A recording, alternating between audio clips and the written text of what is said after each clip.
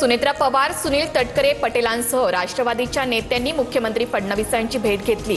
अजितदादांच्या विमान अपघाताची सीबीआय चौकशी करण्याची मागणी।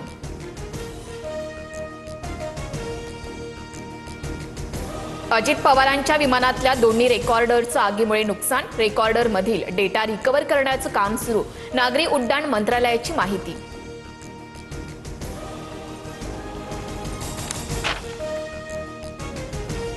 ब्लॅक बॉक्स आगीपासून सुरक्षित पण राजकारणापासून नाही। दादांच्या अपघाताबाबत राजकारण तपासलं पाहिजे। 20 तास थांबा, उद्या सकाळी 10:30 वाजता पत्रकार परिषद घेणार, रोहित पवारांची माहिती।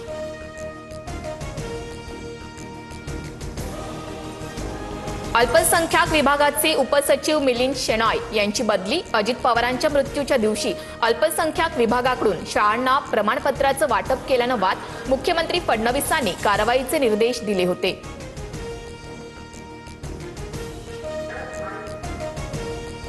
शिवप्रेमींच्या भावना दुखावल्या त्याबद्दल दिलगिरी व्यक्त करतो। माझ्या शब्दांचा जाणीवपूर्वक विपर्यास करण्यात आला। टिपू सुलतान प्रकरणावरून हर्षवर्धन सपकाळांकडून अखेर दिलगिरी व्यक्त।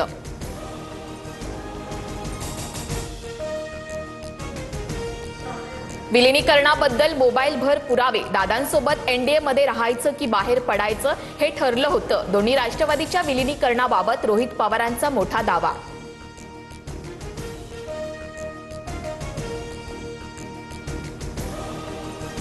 मंत्री नरहरी झिरवाळांना सुनेत्रा पवारांचं अभय। मंत्रालय लाच प्रकरणात प्रतिमा जपण्याच्या सूचना, सूत्रांची माहिती। तर लाचखोर लिपिकाची खातेनिहाय चौकशी होणार, नरहरी झिरवाळांची स्पष्टोक्ती।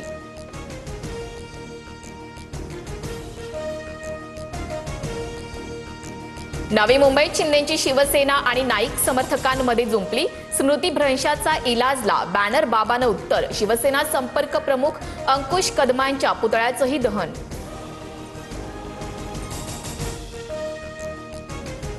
मुंबई महापालिकेच्या तिजोरीच्या चाव्या कुणाकडे, उद्या फैसला होणार। स्थायी समितीसह महत्त्वाच्या समित्यांचे कारभारी ठरणार। उद्या सकाळी 10 वाजता नामनिर्देशन अर्ज सादर करता येणार।